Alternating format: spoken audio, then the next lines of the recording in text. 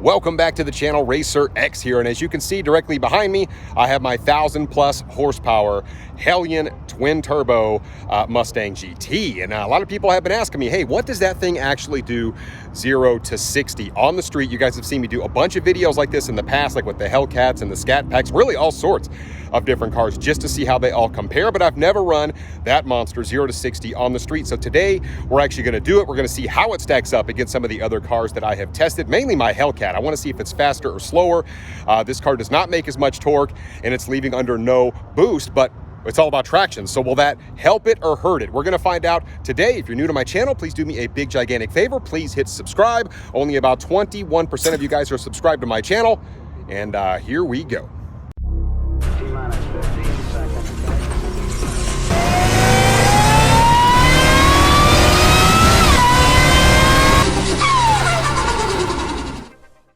Now, one quick thing, as you see on the car here, I do have the welds with the Mickey Thompson ET Street R's on here. Obviously, putting the little 235 street tires that come on this car would be just the most ridiculous thing ever, making this much power. My times would be terrible. So what I really want to do is kind of just put the power down to see what it will actually do. Hopefully, these will actually help the car to stick. I mean, this exact same tire that I had on my Hellcat, a Mickey Thompson ET Street R in a 1745 305. Should do a pretty good job of hooking the car up. We're going to find out. So let's take her down the road. Looking back through some of my old videos, I've had several, like I said, 0 to 60 on the street tests with all sorts of things. When I looked at my Hellcat, believe it or not, the best I was able to do, even with the ET Street R on the back, was like a 4.4. That thing made so much power and so much torque so fast. It was just so incredibly hard to put it down, and that was on the in-car timer, not on the draggy. Believe it or not, the Scat Pack actually bested the Hellcat in almost all the videos. The Scat Pack, it ran like a 4.0 with the ET Street Rs in the back. Same exact tire setup, so that was pretty impressive as well. So 4/10 faster for the Scat Pack. It just does a better job of planting the power. So that's something to think about on some of my older videos where we used like the Street SS or the Nittos and stuff like that. Even then, I think it was like 4.2 or something like that. So pretty close. And the Scat Pack always was right there with the Hellcat, if not better. So kind of weird how that works, even though the Hellcat made so much power. So this thing puts power down in a much different way. With the twin turbos, I can raise the boost up or down, so I'm going to do that today. I'm going to use the in-car timer, but I also want to see how that compares to the draggy, and I just really want to get a fair comparison. But because this thing's a smaller engine, it puts power down in a much different way. The power just kind of comes in linear, and then this huge wave of power comes in. So when you first leave the line, it might leave a little bit sluggish, but maybe on the street, that's a better thing. So we're just going to have to find out how it goes. Now, after a long and arduous journey, I have finally reached my destination here in Velocidad, Mexico, where I can go out and safely test this car from 0 to 60. I want to get a bunch of runs in with this. Now, my first inclination is to go ahead and leave it on the lowest boost setting, which is about 660 to 670 wheel horsepower, which is still quite a bit. It's actually kind of right in between what the Scat Pack was and what the Hellcat was. So I just kind of want to start with that. I'm hoping if I leave it a little bit lower, maybe the boost, it doesn't come in quite as fast. It's not quite as much boost on that first setting, and maybe it'll help this thing really hook up nicely on the street to see what kind of time we can get, at least to maybe set some sort of a benchmark.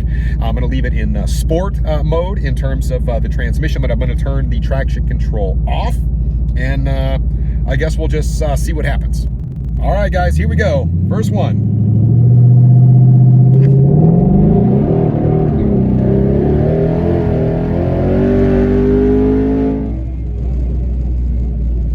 Let's see how it went. That one was 4.5 seconds. Not too bad. All right, guys, on this one, we're going to go up to boost setting 2. I'm going to put it in track. And I got to get my timer started here. All right, here we go. Let's see what happens on this one. A lot more boost coming in on this. Oh, yeah. Major difference. That one was 4.4. So it's just not wanting to come off the line. Once the boost comes in, you can really feel it, but still not a great time. I would really want this to be in the 3s, ideally. All right, I'm gonna go ahead and try this one more time on the second boost setting. It looks like it's ready to go. I'm gonna stall it up just a little bit more, and this time I'm not gonna modulate quite as much. I'm just gonna watt it and see what happens. 4.4, I feel like this car is capable of so much more, but it is a little sluggish off the line. So let's get it started here. Here we go. All right, here we go. Stall it up, and we're out of here. Here comes the boost. Wow. She's skating on me a little bit.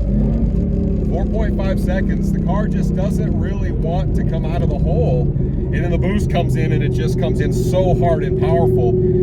But it just takes a minute before the car really gets ahead of steam. So yeah, 4.6, even with the sticky tires on the back. Right off the line, the car is not really having any problems with traction, but like 4.4, 4.5 is the best I can muster. Let's go ahead and put it on the draggy and see what happens.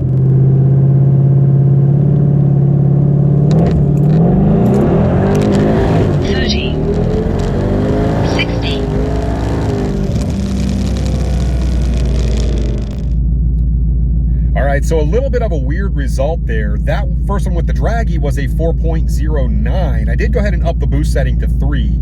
I don't really think that makes a huge difference, but there seems to be a big discrepancy between what the car timer is showing and what the draggy is showing, and the draggy doesn't even allow for any rollout, and it works on GPS, so it's pretty darn accurate, whereas the car timer you would expect to be slightly faster. I know in the Mopars it certainly was, so there's definitely something off with the timer here, so we'll go with what the draggy says. 4.09 actually is really not too bad. Maybe we'll run one more and see if we can get it into the 3s. That wouldn't be too shabby, so let's try one more time. 30, 60.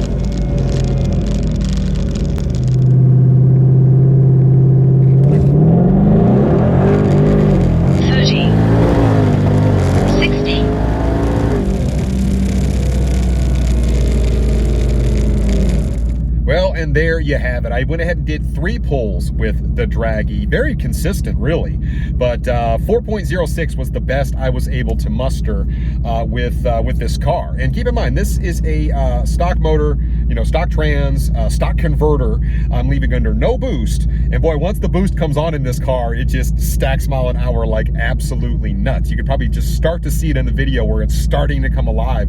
It just doesn't come out of the hole. But the best 60 foot I've had, even at the track, at a sticky track, is like a 175 or something. Just terrible compared to the Hellcat on a sticky track, which did like a 139, and even the Scat Pack could muster much faster than that in the 60 foot. But right on par. I mean, you know, it made it all up on the top end of that 0 to 60, and then it was just ripping from there, and that was up in boost setting 3. So a pretty solid performance out of the cars. Like I said, right on par with kind of the best performance out of the Scat Pack, and a little faster than the Hellcat was able to muster on the same exact tire. Remember, it's a different way that this car makes power. But yeah, like I said, not too bad. It's a little weird that the in-car timer was reading so much higher than the draggy, which is typically even a little bit slower. So I feel like if the in-car timer wasn't reading spin and all the other stuff, maybe it would be a little bit of a different story, and maybe it would be in the 3s on the car timer, but as it stands, it was slower. So definitely something to think about there. One other quick thing I do want to mention, obviously, if you were looking at it, or you may be able to see it in the video, but the 1-2 shift in this car is just so violent. Even in the lower boost setting, you know, it was wanting to spin a little bit, but especially when you're turning it up like 2 and 3, that 1-2 shift, the car just wants to spin on that every time. Even at the track, the car wants to spin on the 1-2 shift. So it's just kind of a violent thing, and I think that's actually hurting the time a little bit, obviously from 0 to 60. But like I said, we still managed to almost get in the 3s, pretty consistent with the draggy. So like I said, really no complaints. It managed to best the Hellcat. Like I said, it just doesn't put as much torque down as fast, which on the street is fantastic. On the track can kind of be not so much, because it just doesn't equate to a great 60 foot. But later, obviously, we may go with an aftermarket, like a stall converter. And then of course, if we can leave on a little bit of boost, everything's going to change from that point, and then we're going to just be out of the hole quick and let those turbos start to eat. So a different story altogether, but a fun little test nonetheless to see how it performed. And I will catch you guys on the next one. So until then, RacerX.